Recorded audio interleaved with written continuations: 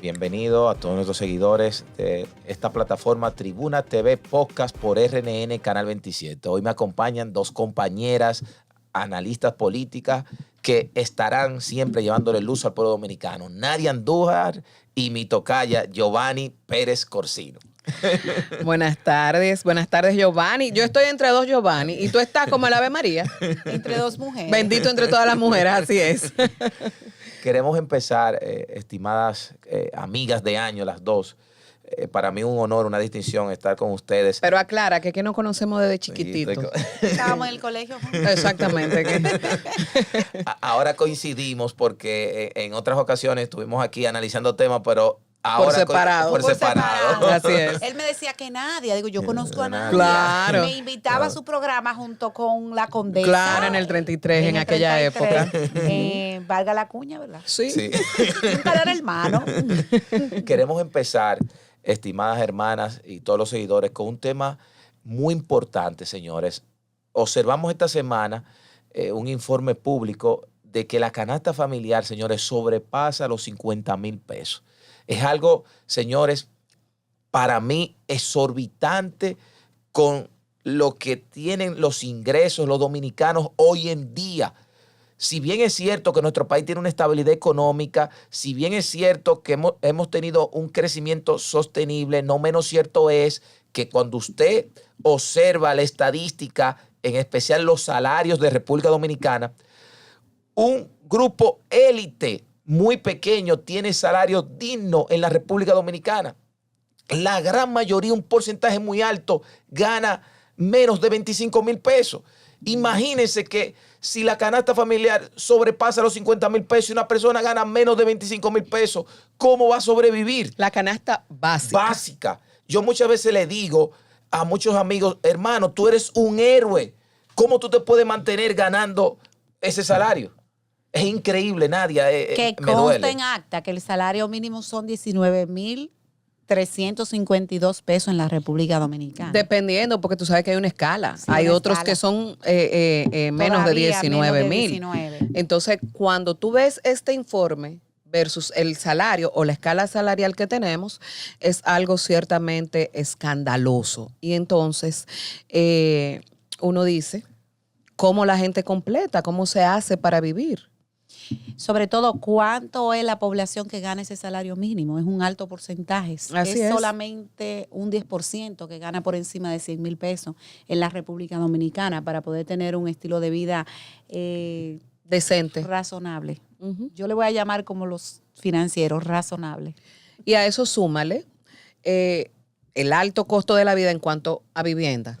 Aquí hay un déficit de viviendas porque muchas personas lamentablemente no tienen los ingresos para decir, Sí. me voy a planificar para poder adquirir una vivienda propia. Claro. Sin contar que tú tienes que tener una serie de condiciones para calificar para un préstamo hipotecario Así es. y unas tasas de intereses en relación con otros países demasiado altas cuando tú haces un financiamiento, más allá de las ferias inmobiliarias que se hagan y demás. Pero tenemos una tasa en comparación con otros países, una tasa de interés un poco elevada, yo podría decir, aunque se mueve. Muy elevada, porque la Superintendencia de Banco en un informe el año pasado decía que las tasas, decía que los bancos habían tenido ingresos suficientes, Uh-huh. buenos, altos, y que la situación monetaria en el sector financiero había llegado al nivel de prepandemia. Y prepandemia teníamos tasas competitivas y mucho más bajas. Lo que hizo el gobierno, la superintendencia de bancos, los organismos, digamos, de regulación financiera, Uh-huh. fue no ajustar el tipo de interés, que ahora Lo están haciendo. yo entiendo, todavía no lo han hecho.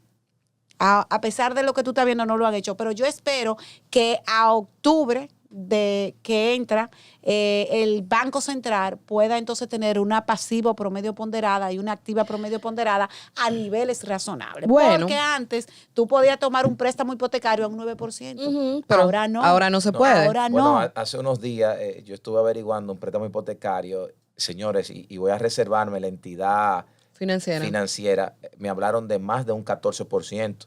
Cuando me hablaron de la cuota, me dijo un amigo, Giovanni, ya yo no me busco apartamento, yo ahora mejor voy a alquilar uno. No, y también, ahora también hay otra cosa, porque también las rentas, dependiendo de la zona, están elevadísimas, están muy altas. En entonces, dólares. Y en dólares. Entonces, al cambio, porque no es tampoco que te lo fijan, es $800 o bueno, en pesos, bueno, sí, al cambio del día. Y nosotros sabemos que aquí la tasa fluctúa. Entonces, cuando tú ves todo eso y hablamos de crecimiento, vemos que estamos en las estadísticas internacionales con buenos números hacia el tema de crecimiento económico, de desarrollo, en comparación con otras economías de la región. Eso no se refleja y uno podría parecer monotemático con estos temas, pero son el tema del día a día. Y tú le sumas una factura eléctrica alta y un servicio deficiente, que aquí comentábamos el día pasado eso. El tema de los alimentos, los productos de primera necesidad. Obvio, hay mucha especulación también, pero hay entidades que se suponen que están para regular la especulación. ¿Y qué hacen en ese sentido? Nadia, pero ha sido tan difícil, señores, lo que está viviendo el pueblo dominicano. Fran Reyes, un cantautor bachata muy famoso del país, afirma esta semana que su fortuna es de 500 millones de pesos y que se larga, escuchen bien, se larga de la República Dominicana por la inseguridad que hay en este país. Si hay algo que a un país, a un inversionista le interesa, la seguridad. Claro. No solamente la seguridad jurídica, sino el hecho de que tú puedas andar por las calles sin temor a ser atracado, es un elemento fundamental. Pero mira, yo quería volver al tema de la banca y quería hacerlo porque tiene una gran relación el tema de la economía con la seguridad. Y digamos, es un tema transversal. Y quería volver al tema de la banca porque, Giovanni, tú sabías que la familia dominicana también se ha estado financiando su comida diaria con las tarjetas de crédito. Que tienen unos intereses altísimos. Si tú tomas un 60, generalmente la tasa promedio de las tarjetas de crédito, que son préstamos de consumo. Y en ese sentido, el informe del cual te decía de la Superintendencia de Banco establecía que los ingresos más altos de los bancos fue justamente por cartera de consumo y dentro de esa cartera de consumo el renglón de tarjeta de crédito. De manera que se puede concluir fácilmente que vivimos del fiao. Sin ir a Harvard, que vivimos del fiao. Solo que la clase media, ese fiao, lo hacen los supermercados. Mientras los pobres van a los colmados. Anótamelo en la mascotica. Anótamelo en el cuadernito con una tarjeta como de cartón. Anótamelo ahí. Los clase media vamos con las tarjetas de crédito y tenemos que financiar. Entonces, porque un 60% de interés que va sobre el saldo insoluto. Así y eso es, va mes por creciendo. Y es una cosa insostenible. Y eso es lo que hace, apreciada Pérez Corsino y Nadia Andújar, que los dominicanos vivan una burbuja.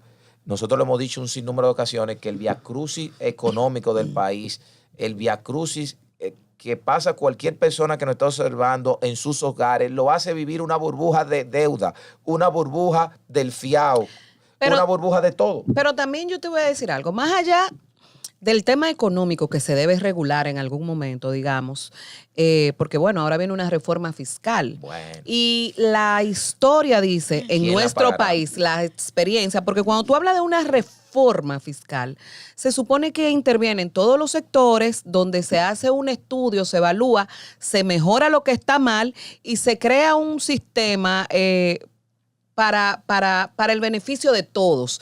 Pero la historia lo que nos ha enseñado es que las reformas son reformas tributarias más bien y que lo que se hace es incrementar impuestos en la gran mayoría de los casos. Pero bueno, en ese sentido uno dice, en el tema económico, que uno aspira a que en algún momento sea lo más idóneo posible. También hay un tema de comportamiento de nosotros como ciudadanos con el tema, con nuestras finanzas. Porque a nosotros nos encanta un alto consumo también. Somos una sociedad extremadamente consumista, ¿eh? Eso es así. Sí. Sin embargo, cuando uno, por ejemplo, es verdad que tenemos niveles estándares muy altos. Estándares muy altos, pero eso es la clase media. Hay una clase baja que no encuentra qué comer.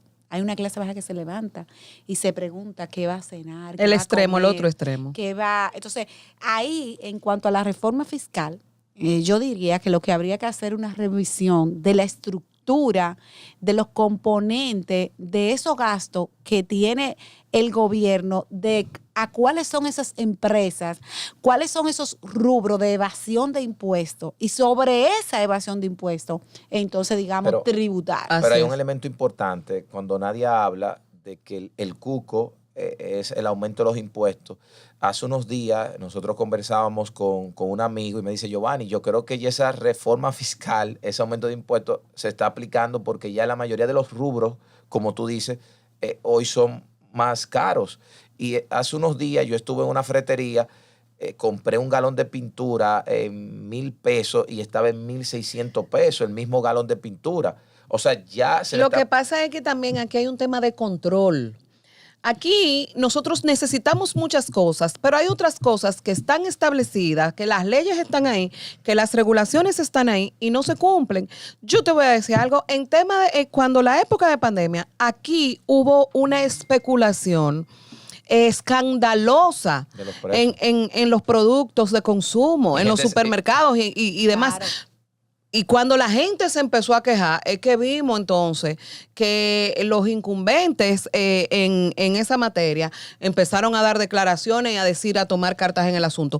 Pero aquí tú vas al supermercado hoy y mañana tú vas a buscar el mismo producto y está más caro. Y sí, a veces sin razón. Yo te puedo entender que haya ciertos productos que por el tema de los commodities, que por un tema también de una situación de guerra y son productos importados, pero y los productos locales y otros productos que no se ven afectados por ningún factor externo en un momento determinado y te lo aumentan de ahora para ahorita y tú no encuentras dónde reclamar porque no recibes tampoco respuesta a tiempo. También nadie, después del COVID, las personas que han crecido a nivel empresarial, un poder económico más fuerte, son los que se dedican a los alimentos. Uh-huh. También yo hablaba con un amigo hace unos días y me dijo, Giovanni, el amigo de nosotros no se confundió porque él está supliendo el rubro de alimentos y hoy en día, o sea, es el rubro más importante, claro, tanto en la venta del Estado como también privado. Claro, porque la gente, es la panacea, la gente tiene que comer los alimentos. Pero ahí voy a un poco a hablar sobre el tema que nadie explica. Antes uno veía Proconsumidor en ese ámbito de competencia que le dan las leyes, las normativas dominicanas, que implica que esa organización, ese organismo, esa institución, tiene que ir a los supermercados. Y recuerdo mucho a Altagracita Paulino, ir a los supermercados. Sí. Yo no he visto jamás, y no quiero en esto personalizar el cargo, creo que ella es una gran técnico en esa materia, que dio clase de cómo dirigir esa institución. Y creo que hace falta que quien está dirigiendo esa institución... Necesitamos gente que nos defienda. Digamos que se necesita gente que vaya a los supermercados, que pueda establecer qué supermercado está abusando, qué supermercado está especulando, pero yo no veo eso. Sí. Yo no veo eso. Uno se siente en ese sentido huérfano, porque no es, y uno habla, por ejemplo, del tema de los productos en los supermercados, pero igual cuando tú vas a reclamar un servicio, sí, o cuando tú contratas un servicio y no recibes lo que estás contratando, o sea, cuando tú haces una reclamación, tú tienes que esperar, nunca aquí las entidades pierden, todo lo contrario, para darte respuesta tienes que esperar 2 meses, 3 meses a ver, y casi nunca pierden. Entonces, uno va a una entidad y a veces la gente ni lo hace porque entiende que va a perder el tiempo, porque no se le da la respuesta en un tiempo prudente. Sí. Y gente que trabaja, que tal vez tiene que pedir un permiso para ir a poner esa queja y tal, y no quiere perder su trabajo para ir a un sitio a reclamar cuando entiendo que no me van a prestar la debida atención. Así es. Vamos a ir a una pequeña pausa y regresamos en breve con más tópicos que tuvieron un lugar protagónico esta semana. Adelante, director. Muchos pensamos en su disertación que era una rendición de cuentas. Yo pensaba que el presidente estaba aquí en el Congreso, pero después el análisis que hice de lo más importante del presidente en su discurso fue fijar una posición clara del problema haitiano.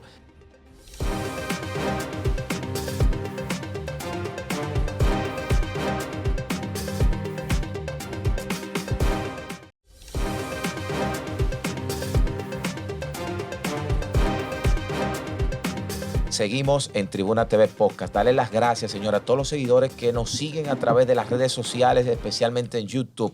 Me sentí muy contento esta semana porque revisando todos los comentarios, mucha controversia, señores. Eso es importante que el público que nos observa, si usted no está de acuerdo con Giovanni Pérez Corsino, con Nadia Andújar, que usted escriba y diga por qué, siempre con respeto. Eso es algo muy importante.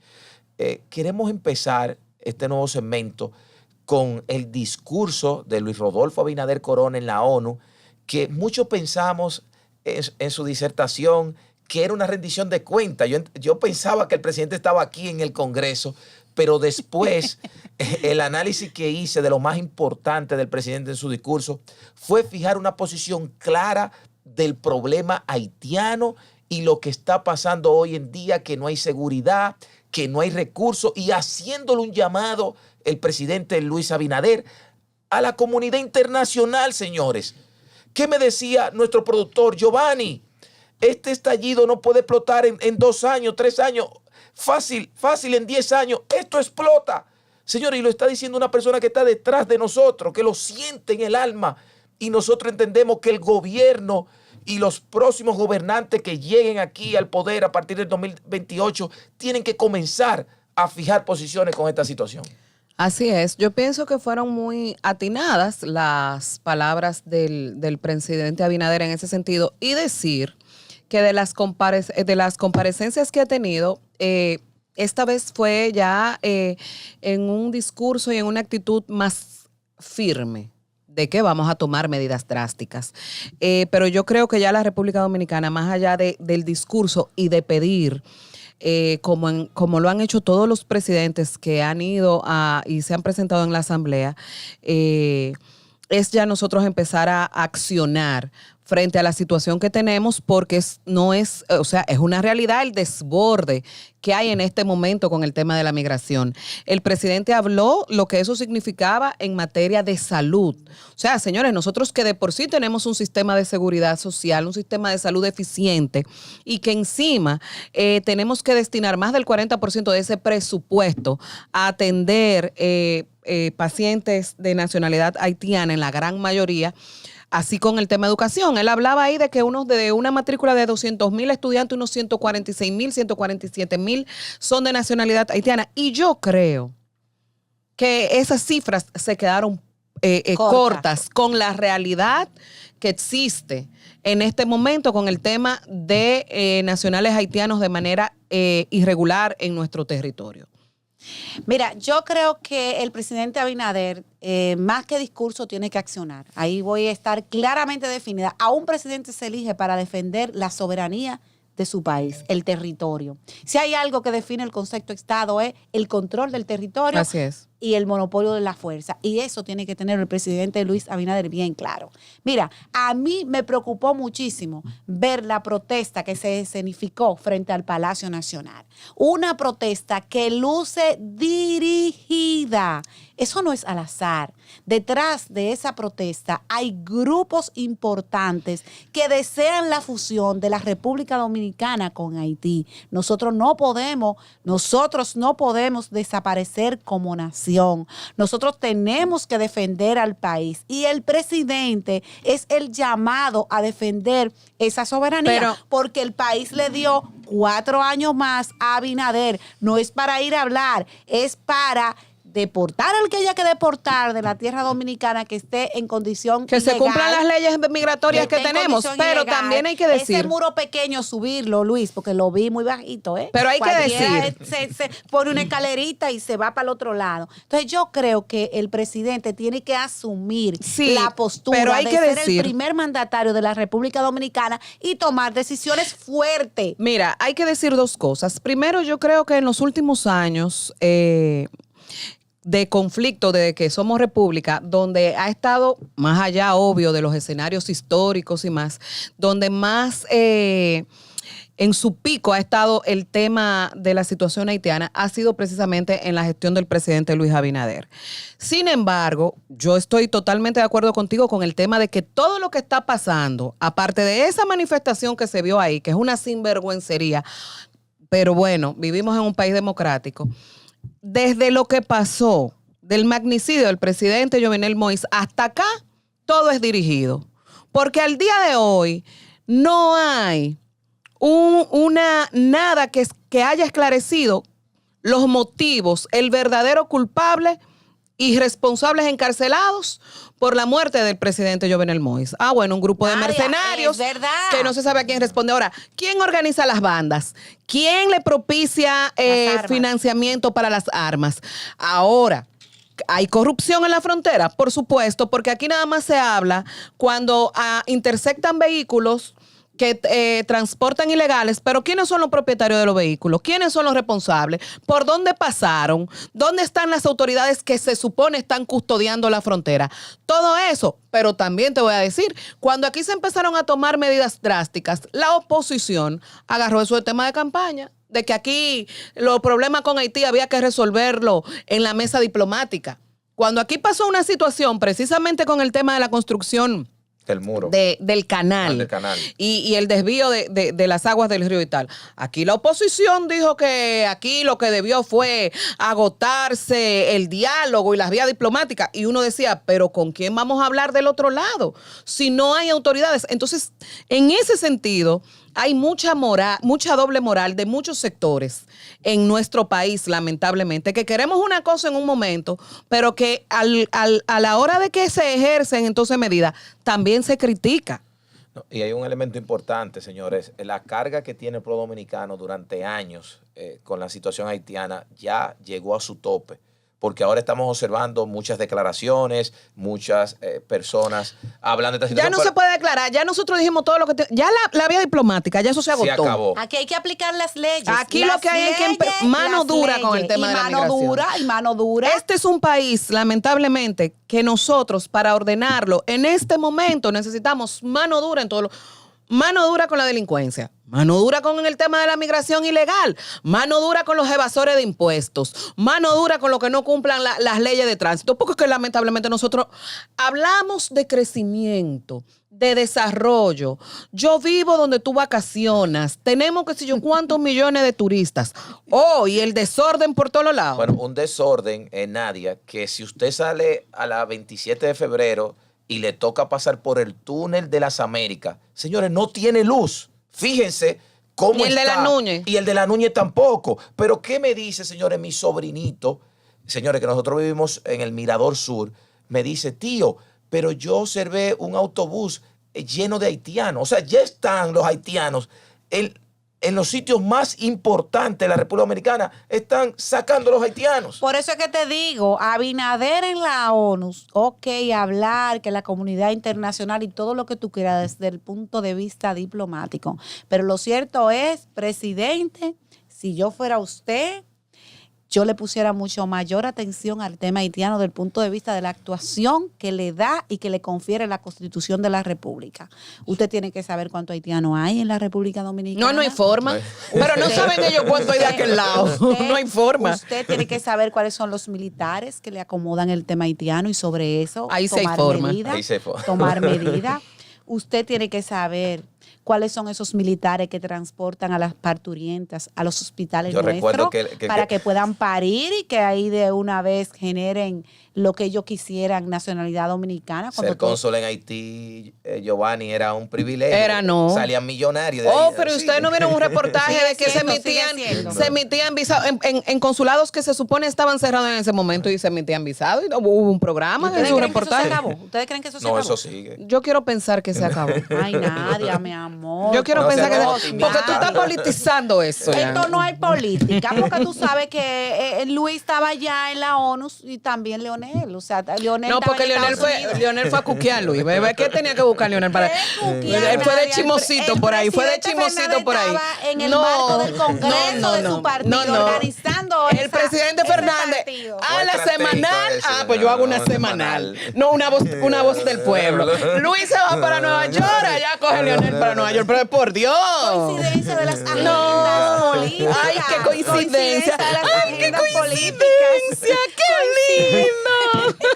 A propósito. ¡Qué lindo! Que deje Omar, que él dijo que él creía en que había que pasar la antorcha. Entonces, que se la pase al Delfín. Pero mira, señores, Nadia, ese tema de la antorcha fue muy controversial esta semana, porque yo también pienso lo mismo. O sea, hace unos días nosotros estuvimos con el doctor Julio Jacín y él me decía a mí, Giovanni, ¿tú estás de acuerdo que se le pase la antorcha? Y yo le decía que nosotros como una nueva generación en los medios y también observando la política, también apostamos a jóvenes como Omar Fernández que lleguen a la presidencia de la República y no importa la edad, porque mucha gente dice, no, que 32, que 36. Señores. Bueno, pero yo ponía el ejemplo de un Macron. Ella me dice, bueno, pero Francia, sí, pero fueron países que tuvieron que pasar tal vez el mismo proceso que nosotros. Obvio que a nosotros nos ha tomado muchísimo más para llegar a esos niveles. Bueno, yo quiero decirle a ustedes. Mira, para yo finalizar, con el comportamiento electoral que hubo en las elecciones,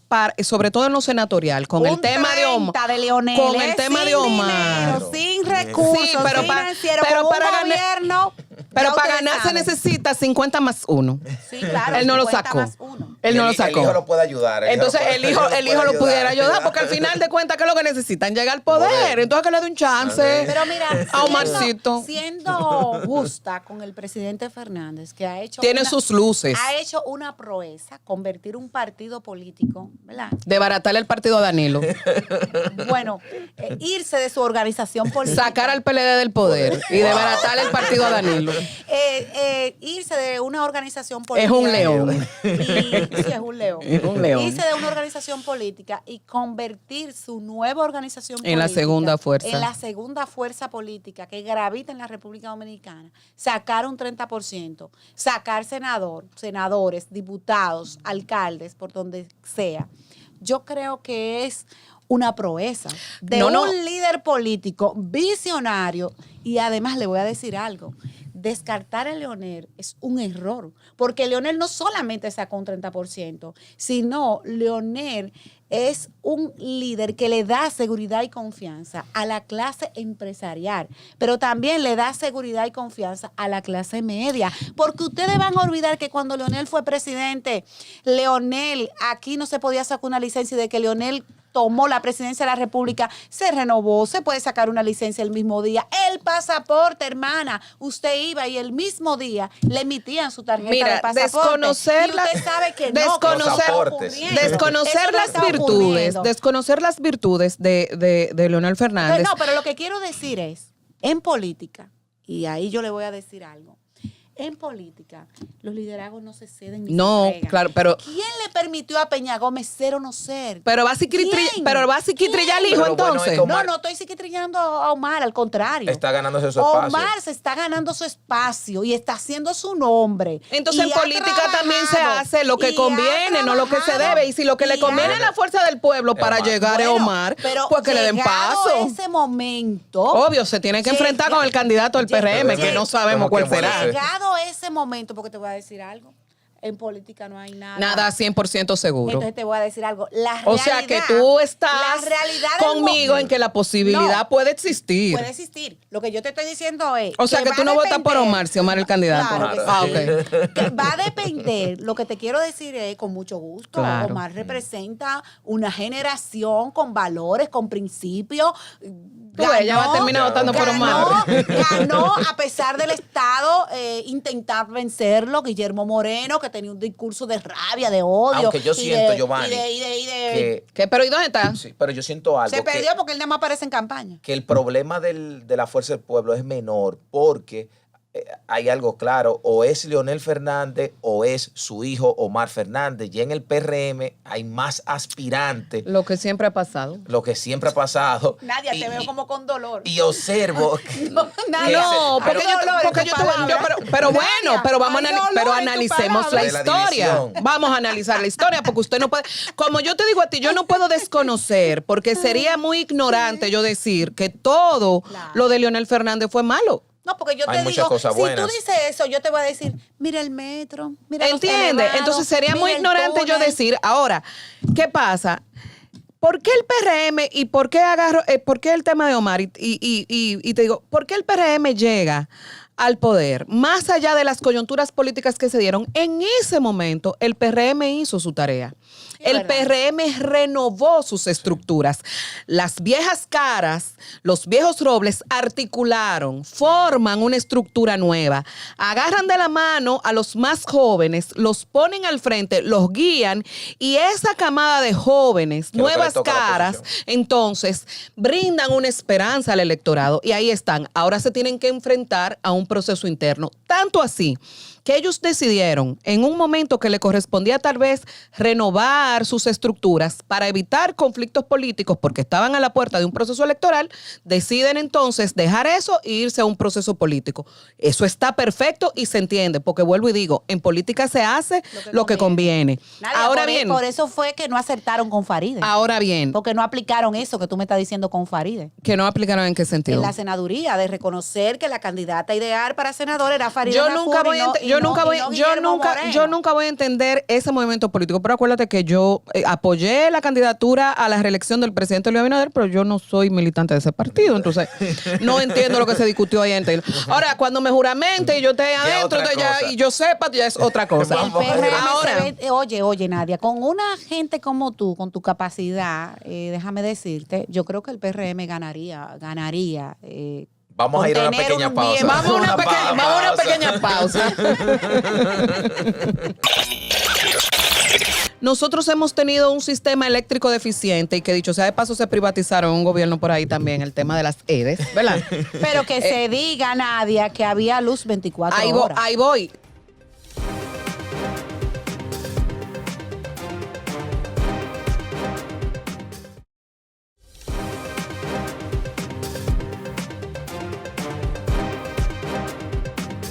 Seguimos en Tribuna TV Podcast. Estimados seguidores, queremos empezar con un tema importante. Señores, la ola de apagones en nuestro país. Otra vez vamos a hablar de eso. Es insoportable. ¿Y por qué deseo hablar, Nadia? Porque... Pero vamos a vender energía. Energía no servida sobrepasa los 1000 megavatios. Pero ya hay personas que tienen que irse a los centros comerciales. La gente de escasos recursos tienen que irse a los centros comerciales, no a comprar nada, sino a pasear para quitarse el calor. Hay gente que también ya va a las cabañas a dormir también para buscar estar fresco por el calor. Había unas plantas que se llamaban Kubota. Sí, y había un edificio en la Núñez de Cáceres que se llamaba Tokyo Motor, que vendían plantas eléctricas. Yo creo que debe de regresar de nuevo la marca de Kubota a la República Dominicana. Mira, yo creo que el sector eléctrico tiene un plan para tumbar el PRM. ¿Cómo? Pero es que están pasando muchas cosas. Es que son demasiadas cosas. Si bien nosotros hemos tenido un sistema eléctrico deficiente y que dicho sea de paso se privatizaron un gobierno por ahí también, el tema de las EDES, ¿verdad? Pero que se diga, Nadia, que había luz 24 horas. Ahí voy. Se había mejorado bastante el tema del servicio. Entonces, es penoso que en materia de los apagones, por ejemplo, que pasaron a la historia en un momento, nosotros como que volvamos a eso y existan tantas quejas por parte de los usuarios con el tema del servicio eléctrico a estas alturas. Cuando hablamos de crecimiento económico, cuando hablamos de posicionamiento, cuando hablamos de que hemos alcanzado metas de turismo y tal. Entonces, que no se resuelva el tema eléctrico y que se arme un dime y direte entre los actores del sistema eléctrico, más allá de asumir las responsabilidades que le tocan y usted cumplir y resolver, eso es usted tener un plan para usted crear una crisis a un gobierno. Pero Nadia, porque tú sabes cómo amanece un... El sector eléctrico tiene un plan en contra del gobierno, es algo grave. Pero lo más grave es... Que digo yo, que pienso yo, no que estoy acusando a nadie. Que piensa tú, pero lo grave es que Luis Abinader lo elegimos para gobernar. Lo elegimos para que el sistema tenga 24 horas. Yo no estoy hablando del presidente, yo estoy hablando del sector eléctrico. Ahí voy. Y poner a quien tenga que poner. Él tiene el poder del lapicero. Óyeme, ahora te voy a decir algo. Los intereses pueden más entonces. No. Y que el pueblo sufra esta situación. Pero aquí las ARS pueden más que se mejore el sistema de salud en este país. El tema de los generadores. ¿Para qué se elija un presidente? Sí, también, ¿Para qué se elija un presidente? Claro que sí, pero los otros dejaron el mismo tollo. Los otros que se eligieron hicieron? Dejaron el mismo tollo que está ahora. La luz era 24 horas y no soy. En algunos sectores mejoró. Ahora se está yendo en todos los lados. Donde yo vivo, me dice la persona que cuida que la planta no se usaba. Y ahora a lo que le decían Punta Catalina, va a haber que decirle Santa Catalina para que por favor. Santa Catalina, y la tarifa ni se diga, porque antes teníamos 24 horas y la tarifa era más baja. Hay otros factores que influyen en el tema de la tarifa. Y no tenemos pero de luz. que no tenemos luz, no hay luz. Y no hay una cosa que irrite. Mira, el que amanece, el que llega a su casa con los tapones, y si no tiene carro, agarrando carrito público con este servicio, con este transporte público deficiente, funesto, que son asesinos al volante, que andan en esas guaguas, en esa ruta de guagua en competencia, sin ningún tipo de regulación. El abaniquito de la casa, que cuando... Entonces tú llegas a tu casa, el vecino de al lado con un pripri, con un bocinón que te pone, el apagón, el calorazo, esa gente amanece aburrida el otro día. Claro, claro. O sea, no hay calidad de vida. Entonces, tú cuando analizas, tú dices que quienes tienen que ver con el sector eléctrico tienen que tener un plan. Mira, yo creo que para crear una crisis. Abinader para el 2025 le espera grandes retos. El 2025 está a la vuelta de la esquina. Tiene desafío tremendo. ¿Y tú sabes cuál va a ser? Ya se siente la brisa, la brisa de la Navidad. Que le voy a decir, miren, amables televidentes. Pronóstico. El 2025 es un año en el que el gobierno tendrá que ajustarse y ponerse los pantalones y podría tener un tema de ingobernabilidad democrática. Van a haber muchos sectores protestando porque lo que yo puedo visualizar es que la situación económica comienza a ser difícil. Pero tú eres evidente, tú eres predictora. Tú eres predictora para lo que viene, para el año que viene. No, el presidente y las autoridades de este gobierno han dicho que están tomando todas las medidas y haciendo lo necesario para que el país siga por el camino del cambio. El dólar a 60. Bueno. En la banca, porque en la casa de cambio está a 63. Con la tasa de interés altísima. Todo eso se va a regular con la nueva reforma. Pero politóloga, pero usted no es optimista. No, lo que pasa es... Y va a venir Leonel y lo va a arreglar con una varita mágica. Bueno, cuando el dólar lo encontró al 60, que lo dejó Don Hipólito, lo puso al 28 por 1. Yo puedo pensar que puede volver a hacer Sí, con una varita mágica, un Nueva York chiquito, tú sabes. Claro, sí, por supuesto. En tiempos difíciles. Ahora, esa materia Leonel la pasó con una mala suerte porque... Leonel no gobernó en tiempos difíciles. Sí, claro. Leonel no tuvo que atravesar una pandemia. La crisis subprime Sí, pero no fue igual, no se compara. No se compara, por Dios. Y la quiebra de Benítez, pero por favor, sin precedentes. Pero hay algo, señores, yo que soy aquí el moderador, el referee. Hay algo que no sé qué mala suerte tenemos porque Luis Abinader también llega en tiempos difíciles con crisis del COVID. Pero Giovanni, en tiempos difíciles que los presidentes pueden demostrar que tienen capacidad de gobernar. Pero él mostró capacidad en ese momento. Mira, la gestión, rescatar el turismo en ese momento, cómo manejó el tema de la pandemia. O sea, para él haber llegado. Alicia. Bueno, pero yo te voy a decir una cosa. Independientemente de que ellos tuvieran o no un programa de gobierno, si lo tenían en ese momento, yo no sé, estoy diciendo que si lo tenían en ese momento, ellos debieron poner eso de lado y gobernar bajo la improvisación, porque el escenario y la situación mundial que se estaba viviendo en ese momento ameritaba eso. Pero luego de eso, tú te topas con una guerra que todavía está ahí, con otra guerra que está allá en Oriente, con las consecuencias que eso crea y las alternativas que nosotros tenemos que buscar en ese sentido. Yo pienso que no todo ha sido malo en las gestiones del presidente Abinader y que sí ha demostrado capacidad de gobierno en muchos sectores. Sí, nosotros le hemos exhortado desde el pasado gobierno, los pasados 4 años, a muchos funcionarios, al presidente, que él siempre lleva ese ejemplo de concentrarse a gobernar. Hay algunos funcionarios que son de redes. Pues sí, de redes. Porque hay algunos funcionarios que se creen GQ, que son de redes, que no ayudan al presidente. Funcionarios en Twitter. Que no ayudan al presidente, vamos a estar claros. ¿Por qué hago esa salvedad? Porque al final... Un día me voy a quillar y voy a empezar a decir nombre, tú supiste. Porque al final Nadia, cuando Pérez Corsino hace ese análisis de esa situación difícil del país, la gente pasa un balance de la obra del gobierno. Claro. O sea, cuando se decía que el dominicano piensa con el estómago, el dominicano lo que va a ver su situación. Pero te voy a decir por eso algo. hay que concentrarse a gobernar. Pero por eso es que yo digo que ahora es el tiempo del PRM gobernar. ¿Por qué?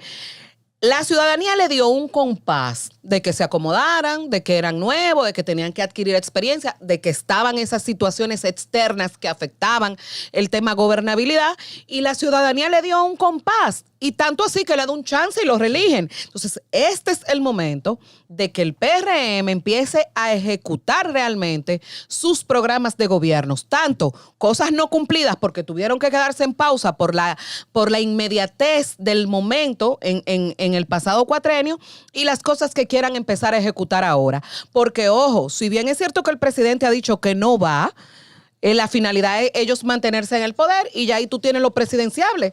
Entonces, de esta gestión depende que ellos continúen por un tercer periodo Claro. En el gobierno, o que entonces pase Leonel, o le ceda la antorcha, o venga Juan de los Palotes, o se recomponga el PLD, o se modifique la Constitución y le den paso a Danilo, o no sabemos lo que pueda pasar. Sí, antes de irnos a la pausa. Mira, ya está escribiendo. Sí. Eso es para allá venir de allá para acá. Ya es tú una sabes. abogada litigante. Ya Antes de irnos a la pausa, tengo que decirle al presidente de la República y a muchos funcionarios del PRM, quien les habla es una persona que le gusta hablar con un limpiabota, con un colmadero, con un político, con un comerciante, con todo el mundo. Con el ciudadano de a pie. Con el ciudadano de a pie. Y hay un factor en común en todos ellos, que como dice nuestra compañera Nadia Andújar, el pueblo dominicano no le va a dar otra oportunidad al PRM si no trabaja ahora. Ya se acabaron los cuentos. Vamos a la pausa.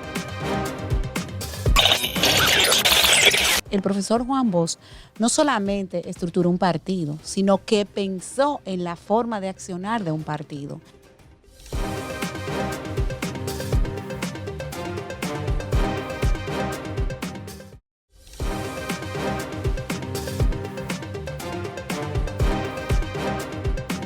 Seguimos en Tribuna TV Podcast. Señores, para este escenario que está muy caliente, muy controversial, está Tribuna Podcast con mis dos compañeras, quiero traer un tema histórico. Señores, esta semana fue el aniversario del golpe de Estado de Juan Bosch.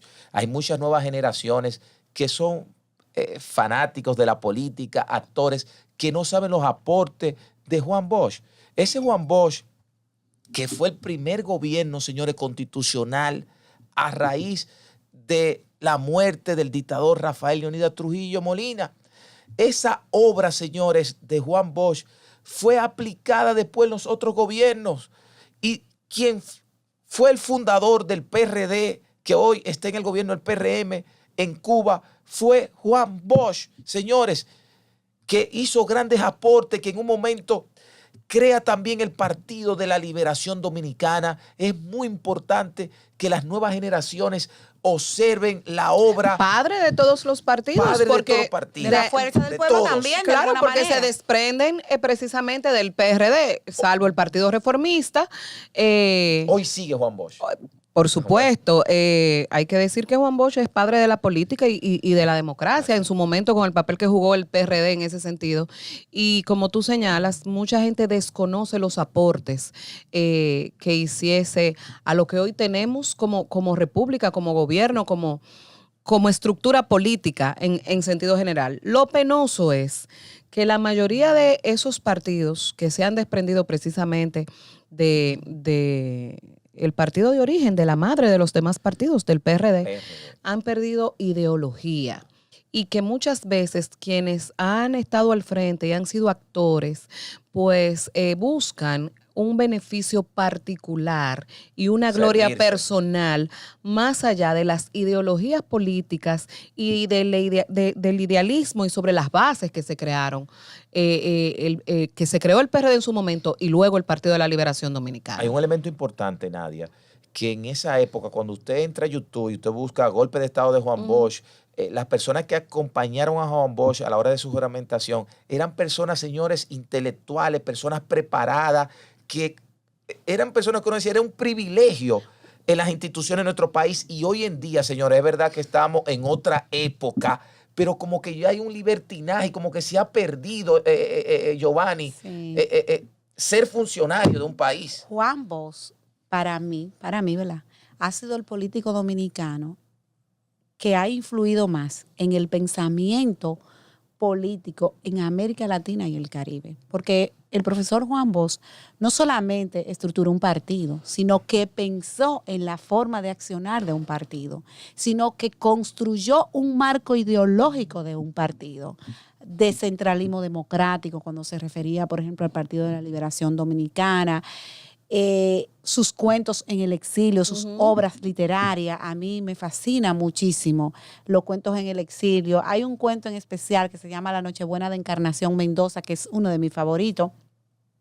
Yo pienso que el maestro voló tan alto, que ese vuelo ha sido incomprendido por las generaciones que le sucedieron. Sí. Y siento que en el escenario en el que él le tocó vivir, gracias a Dios, voy a sonar un poquito ahí, pero le tocó vivir junto a gente como José Francisco Peña Gómez, que era un hombre de ideas, un hombre como el doctor Joaquín Balaguer, que era un hombre también de letras, de cultura, de influencia, un hombre que vivió en Francia, un hombre que estudió en Oxford, y Peña Gómez, que si bien es cierto no logró ser presidente de la República, pero su investidura estaba a la altura de cualquier estadista de América Latina y el Caribe, un hombre que se relacionaba en Francia, yo digo que en el Europa. Principal embajador de la República Dominicana en esa época en materia de política, porque José Francisco Peña Gómez pone en el contexto político internacional a la República Dominicana en la Internacional Socialista, cuando era un organismo de partidos fuertes de izquierda y demás, o sea, y codearse con los más grandes líderes políticos de la época. Cierto. Entonces, volviendo al profesor Juan Bosch, tú sabes que lo que más me gusta cuando leo sobre el profesor Juan Bosch y las actuaciones de él con los distintos líderes políticos era que eran capaces de responderse, a través de la lectura, de la literatura, de la escritura, de los artículos en los periódicos. Era una época donde... Una época de oro. De oro, que hemos perdido porque... Hemos retrocedido. No, porque ahora hemos vuelto a la chabacanería, a la gleba política. Tenemos una gleba política. Necesitamos volver a la élite política, a la subir el nivel. Ustedes saben que yo soy un poco soñador, porque siempre pienso en esos políticos de antes. Y me dicen muchos amigos, Giovanni, tú hablas demasiado de Peña Gómez, de Balaguer, y esa gente no... ya esto es otra cosa, o sea, como que lo quieren relegar y yo entiendo como que hay que... Ahí es el error, justamente es el error, relegar la figura tan importante como, que ya no Peña Gómez. Es que fíjate, cuando nos vamos a analizar más allá del idealismo, las estructuras, los estatutos y los planes de gobiernos y las proyecciones que habían de esos partidos de cara a obtener el poder en su momento, claro, eran proyectos avanzados incluso para estos tiempos. Porque ¿cuáles son las normativas legales que tenemos en este momento? Bueno, incluyendo, por ejemplo, cuando tuve la estructura del país en términos de la separación de poderes. Exactamente. Por ejemplo, la República Dominicana, que tiene un sistema presidencialista, y digamos que aunque tiene mucho de tema del derecho en el derecho francés, pero a nivel de estructura política partidaria damos una mirada a Estados Unidos, claro, como un país que representa, digamos, el origen del presidencialismo en Estados Unidos. Hay que decir que de esos tres grandes políticos, que fueron los grandes padres de los principales los partidos. No, y pensadores, lo que más me gusta de ellos es pensamiento político. Ese legado que dejaron, esa capacidad y esa visión que tenían cada uno desde su perspectiva. Pero eso se ha perdido. Y tal vez por eso nosotros debemos como ciudadanos, como dominicanos, revisarnos a la hora de votar. Mira, yo felicito que en el pasado proceso electoral se pudiese hacer un tema de debates. No se pudo hacer tal vez en lo presidencial 100% como tal vez uno hubiese esperado, pero se avanzó algo. Porque eso te permitía tú tener una valoración y ver también las condiciones, las capacidades y los planteamientos de quienes iban tanto en las diferentes escalas, ¿verdad?, de elección. Ojalá y la República Dominicana vuelva a retomar y asumir con seriedad el tema de nosotros elegir nuestros gobernantes. Cuando aquí hablamos de los niveles de abstención que tuvimos, eso es peligroso. Sí. Eso es peligroso. Y tenemos que vernos en países donde entonces llega un outsider y la cura es peor que la enfermedad. Y todo es por la pérdida de la confianza que tiene la falta de credibilidad. De credibilidad de los actores políticos. O sea, cada día las personas no quieren involucrarse a los escenarios políticos. Y antes de irnos, señores, con 25 años, Juan Pablo Duarte forma la Sociedad Secreta La Trinitaria. Y entonces así ella dice que el muchachito muy joven. Muy joven. Pero el caso de José Francisco Peña Gómez, con 30 años, ya era secretario general de un partido. Señores, vamos a abrirnos, pero siempre... Peña fue Peña. Lástima que su secretario de El organización grande. de su partido ahora no hiciera lo mismo. Tenían un secretario de organización, Wow. mi amigo Ramón Pimentel, No, joven también. Déjalo ahí, déjalo ahí, porque no me lo maltrate. No, Él es es mi amigo mío. Ramón es mi amigo, Amigo, pero ay. digo que Ramón... Él va a aportar en el PRM. Claro. Él fue a aportar al Mi PRM amigo sus Ramón. conocimientos, sus talentos y demás. Ramón, No. no me gustó ese paso. Wow. Ella no quería. Bueno, Ay, si se hubiese ido para el otro lado, ahí sí. Ahí sí No, quiere. es que yo no era partidaria que se fuera para ningún lado, porque entiendo que el Partido Revolucionario Dominicano le dio una gran oportunidad a Ramón Pimentel y que él era lo que era porque ese partido le permitió, digamos, ser, conectar. Así es, Le tenemos dio que- la oportunidad, pero él tenía sus capacidades para entonces poder desarrollarse y Tiene un nuevo demostrar. reto Y ahora. demostrar. Ahora él tiene un nuevo reto. Señores, Hay que ver si lo dejan. Tenemos que despedirnos. Estuvieron con ustedes Nadia Andújar, Giovanni Pérez Corsino y un servidor y hermano Giovanni Morillo. Será hasta una próxima entrega. Hasta la próxima. Bye.